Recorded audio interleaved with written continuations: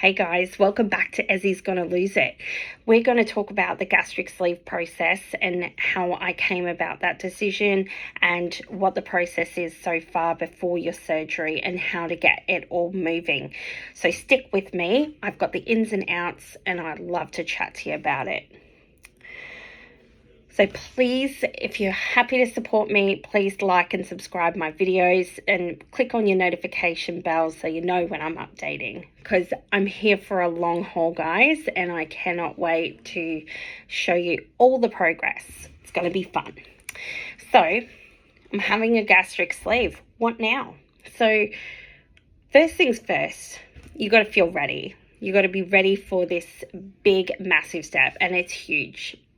So when you have that moment of clarity and you are just, yep, this is what I'm going to do, this is what I'm going to process in my mind, let's do it.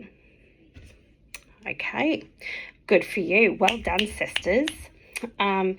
So when we go through that, it's such a big, powerful moment for yourself, just to get that holy crap moment. I am ready to take charge of my life and my body.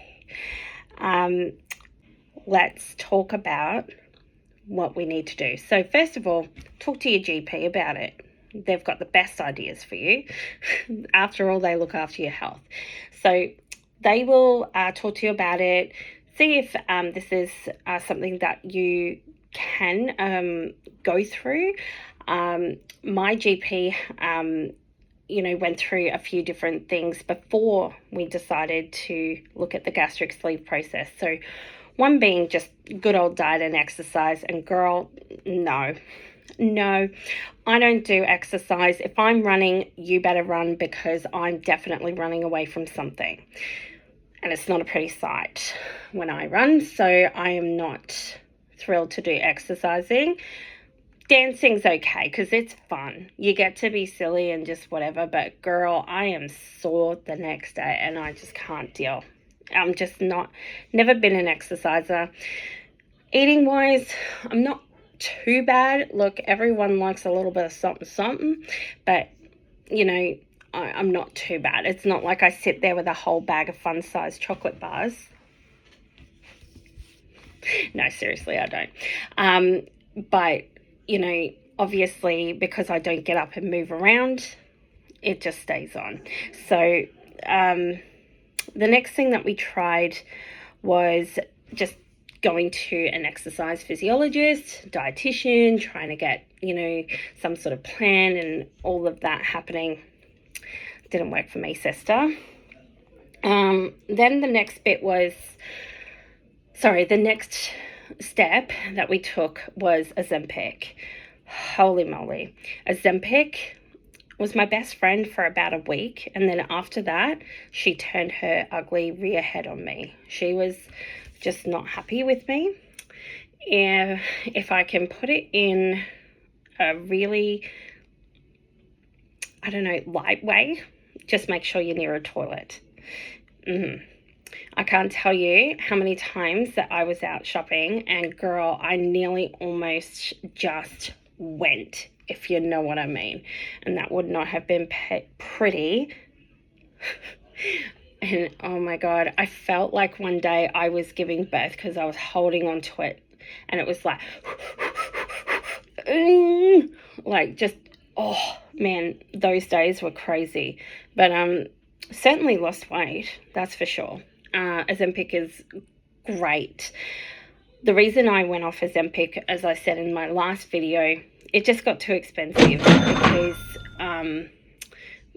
when you're on private scripting, it was costing me $200 or something like that. Yeah, it's something like $200. I claimed some back on my health insurance, but I mean, it didn't pay the whole lot. But yes, so Ozempic was great, but then they took it off private scripting and you had to go with Mounjaro, and Mounjaro was a lot more expensive. And that's when I finally just went, no, I can't do that anymore because, girl, cost of living, okay? I want to look at weight loss surgery. So the next situation from there is to do a referral to the specialist. And I spoke with my specialist. Amazing, by the way. Yeah, so I spoke to the specialist.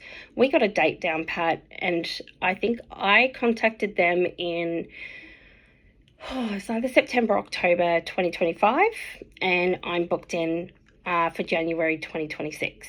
So yeah, pretty quick turnaround. I got a lot of advice, and it was really, really great from my specialist.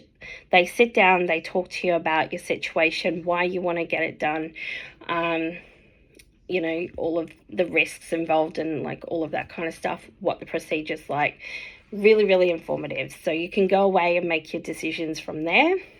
And then from there, they book you in to get blood tests done. And let me tell you about the blood tests. Oh my gosh, because my specialist just tested for everything. I think, you know, they were testing everything. It was vitamin B12, folate, serum, vitamin D, lipids, cholesterol, hemoglobin, magnesium, zinc, electrolytes, liver function, thiamine, vitamin A, B6, iron studies, cortisol, and thyroid. Yeah, 7 vials of blood. Holy crap.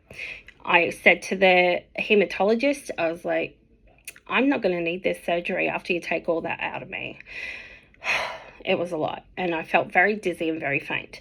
But it's great because they're checking everything before you go in for this surgery. Next comes the fun, and it was a barium test, a barium swallow test. If anyone's ever had that before, you have my sympathies. But if you haven't, holy girl, brace yourself, because I'm going to do a separate video about my experience with that. But God, it was a trip. Wow. Then after the barium test, so that just gives them an idea of how your digestive system works and like how it all just goes through your body. And then they can sort of decide from there, you know, gastric sleeve, gastric bypass, like what is the best process for you. Then I had some dietitian appointments with my lovely dietitian. She's amazing. And look, again, really informative. Get you really pumped for this surgery and really prepared, because you have to go on specialized diets before the surgery. So you're on a VLED diet, which, you know, is consistent of shakes. My dietitian has suggested that I go on the man shake because it has more protein and, you know, just is all around better.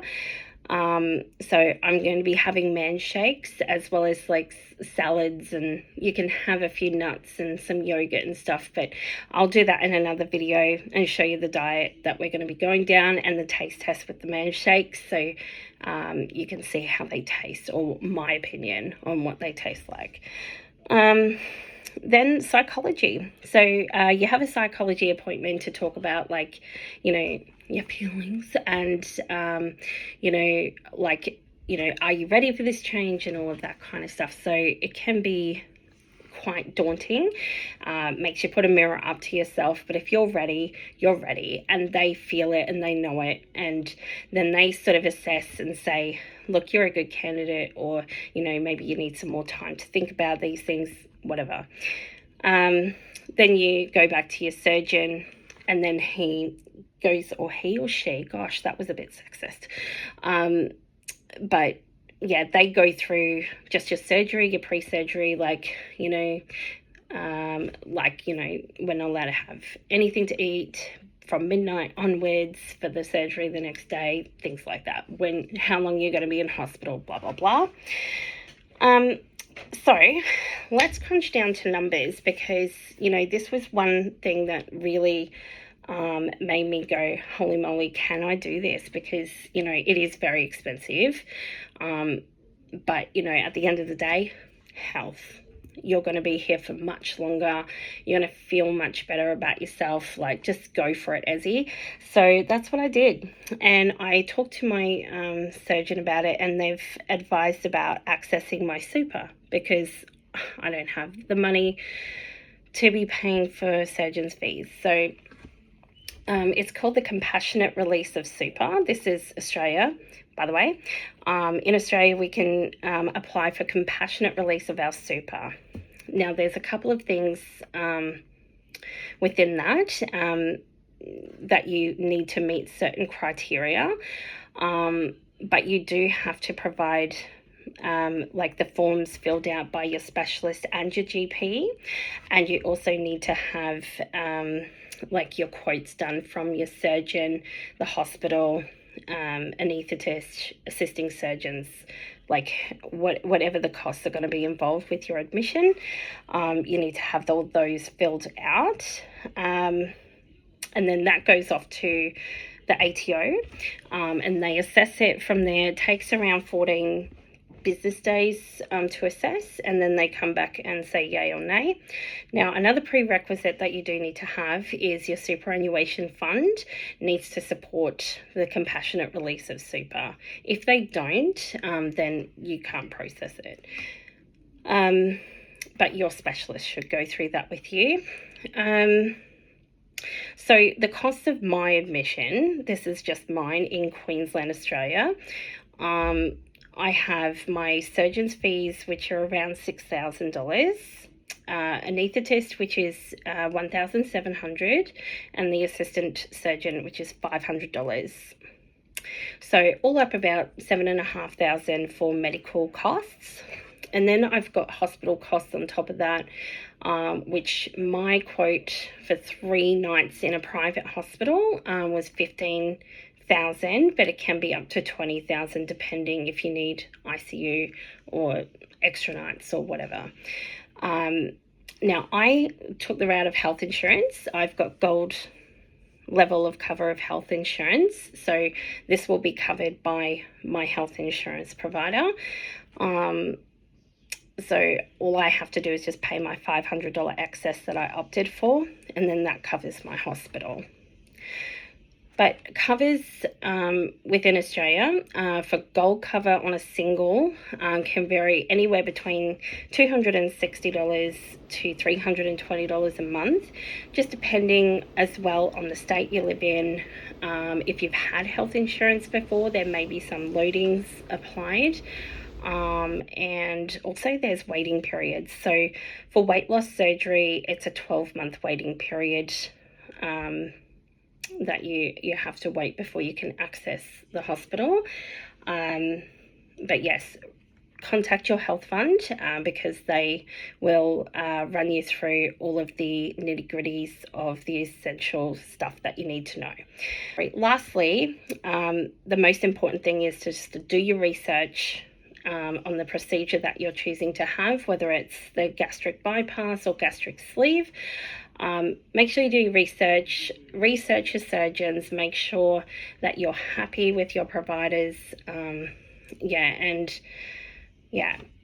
be happy within your decision. And I know it can be scary. I'm definitely a little bit nervous, I must admit, to have this procedure done, but I'm looking to the future and just thinking I'm just going to be so much more like healthier and happier.